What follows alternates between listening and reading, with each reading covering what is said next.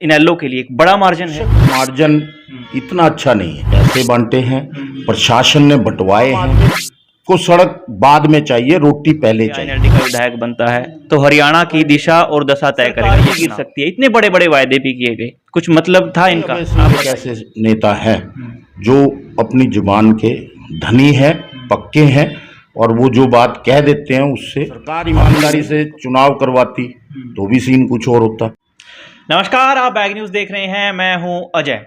एलनाबाद चुनाव परिणाम आ चुके हैं और हर एक को उम्मीद थी कि आईएनएलडी को ये चुनाव एक बड़ा बूस्ट देकर जाएगा, लेकिन रुझान क्या बता रहे हैं इसको लेकर मेरे साथ हैं इनेलो के प्रदेश महासचिव अशोक जैन। तो इनसे जानेंगे कि वहां की जीत यहां कितना प्रभाव डालेगी। तो अशोक जैन जी, पहले से नमस्कार आपका। नमस्कार।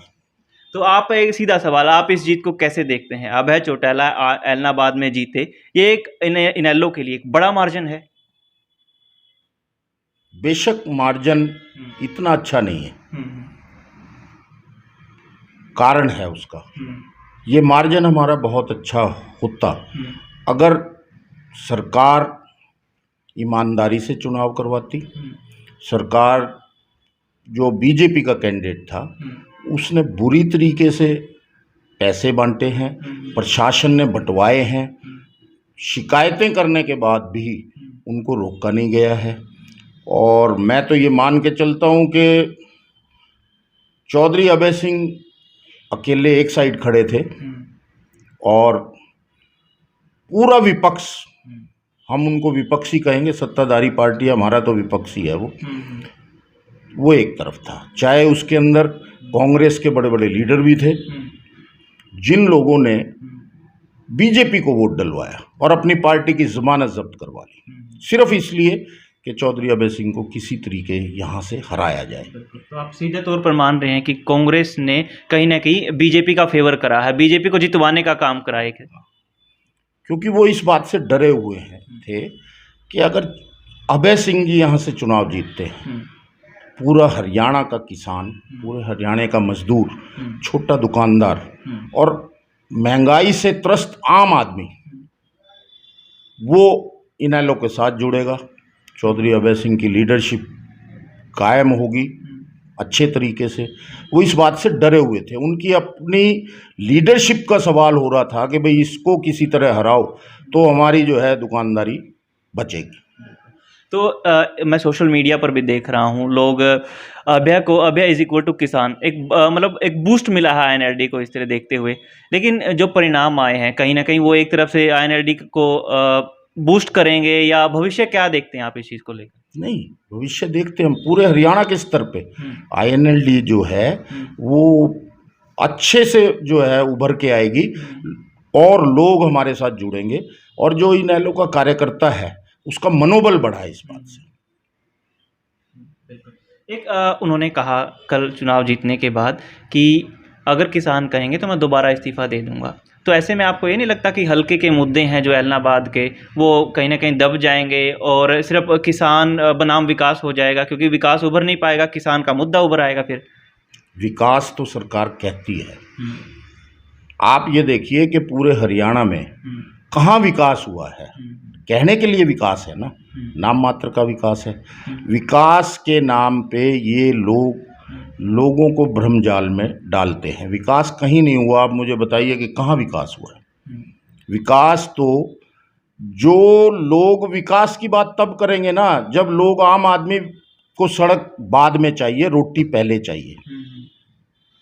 आप इस बात पे देखिए कि आज देश और प्रदेश में महंगाई का क्या स्तर है। पेट्रोल 109 रुपये, डीजल 100 रुपये, सरसों का तेल 200 रुपये, लाल मिर्च 200 रुपये से 400 रुपये, आलू 50 रुपये, टमाटर 70 रुपये। आम आदमी को क्या लेना देना इन बुलेट ट्रेन से या नेशनल हाईवे आप बनाते चले जा रहे हो। मतलब उन लोगों को पहले अपना रोज़ी रोटी चाहिए, और ये सिलेंडर 1000 रुपये। आम आदमी इससे इफ़ेक्ट करता है, आम आदमी इससे दुखी है। और अब लोगों को प्रदेश में तो कम से कम ये लगता है कि एक ऐसा लीडर हमें मिल रहा है जो हमारे इन सारी समस्याओं को कहीं ना कहीं दूर करेगा। आपने अच्छी बात कही कि लोगों के विकास को लोगों के जीवन स्तर से जोड़कर देखना चाहिए। जब तक उनका जीवन स्तर ऊंचा नहीं उठेगा, विकास का कोई फायदा नहीं है, कोई अभिप्राय भी नहीं है। ठीक है, एक बड़े बयान आ रहे थे ऐलनाबाद चुनाव में कि अगर वहां से आईएनएलडी का विधायक बनता है तो हरियाणा की दिशा और दशा तय करेगा ये चुनाव, और सरकार भी गिर सकती है। इतने बड़े बड़े वायदे भी किए गए, कुछ मतलब था इनका? आप बताइए। नहीं, देखिए, ये चुनाव है। चुनाव के अंदर भाजपा ने अपने चुनावी घोषणा पत्र में इतने वादे किए, क्या कोई पूरा किया? चुनाव है, चुनाव में वोट लेने के लिए हर आदमी लोगों को वादे करता है, लेकिन इनेलो एक ऐसी पार्टी है जो वादे करती है वो पूरे करती है। आप चौधरी ओम प्रकाश चौटाला के शासनकाल में देखिए, उन्होंने जितने वादे किए सारे पूरे किए। और तो और मतलब उन्होंने जो ग्रामीण अंचल में शमशान घाट थे वो भी लोगों की बिना मांग के उनके रास्ते पक्के किए, और कब्रगाहों की 4 दीवारियां उन्होंने अपने तौर पे बनवाई कि जिससे लोगों को कोई परेशानी ना हो, और बाकी सड़कें, पानी, बिजली, इसकी तो कोई समस्या रही नहीं। ये इनेलो का वादा था। तो अब भी इनेलो जो वादे करेगी उस पर पूरी उतरेगी। और आप एक निश्चित बात मान के चलो कि पूरे हरियाणा ये जानता है कि चौधरी अभय सिंह एक ऐसे नेता हैं जो अपनी जुबान के धनी हैं, पक्के हैं, और वो जो बात कह देते हैं उससे हटते नहीं। उसका उदाहरण है, आप ये देखिए कि पूरे देश में 5672 चुने हुए जनप्रतिनिधि हैं। उन्होंने एक वादा किया कि मैं इस्तीफ़ा दे दूंगा। अकेला एकमात्र नेता ऐसा है जिन्होंने इस्तीफ़ा दिया। 27 तारीख को उन्होंने कहा था कि मैं इस्तीफ़ा दूंगा, तो 27 तारीख को इस्तीफ़ा मंजूर करवाया स्पीकर के पास जाके। तो और इससे कि लोग पंचायत की मेंबरी से इस्तीफ़ा नहीं देते, उन्होंने एक मैसेज दिया कि अगर आप लोगों के लिए लड़ोगे तो लोग आपके साथ आएंगे। एक आखिरी सवाल मेरा, आरोप लगा रहे हैं कि आचार संहिता की धज्जियां उड़ी हैं।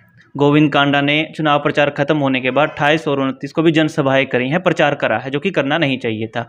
और इसके साथ साथ में 27 तारीख को जो किसानों की रैली हुई, टिकैत आए और उन्होंने कहा कि जो आदमी 6 महीने पहले आपकी पंचायत में गठड़ी रख के गया था उसको सवा करके दे दो। तो किसान, उन्होंने भी इस अभय की ओर इशारा किया, लेकिन दूसरी तरफ आचार संहिता की भी धज्जियां उड़ी। अगर ऐसा नहीं होता, आप मान के चलते हैं, तो कितना मार्जिन जाता है ऐसे में? नहीं, ये आप नहीं कह सकते कि मार्जिन क्या जाता, परिस्थितियां बदलती हैं। अगर गोपाल कांडा और पैसे ना बांटते तो सीन कुछ और होता। सरकार ईमानदारी से चुनाव करवाती तो भी सीन कुछ और होता।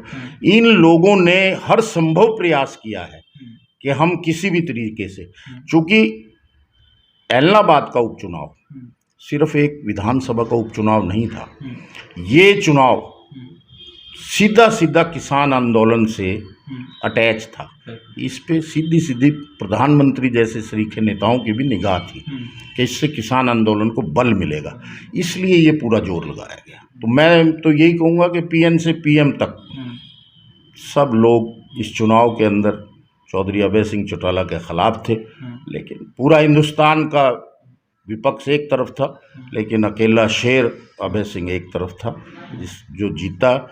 और इस जीत के लिए किसान की, छोटे दुकानदार की, मजदूर की, कर्मचारी की, महंगाई से मारे हुए लोगों की जीत मैं मानता हूँ इसको, और ये हमें और बहुत आगे ले जाएगी इनेलो पार्टी। तो बहुत बहुत शुक्रिया अशोक जैन जी। तो ये चुनाव हरियाणा की राजनीति में दिशा और दशा तय करेगा, साफ तौर पर कहना है प्रदेश महासचिव अशोक जैन जी का। कैमरा सहयोगी अजय के साथ मैं अजय कुमार, बैग न्यूज़, कैथल।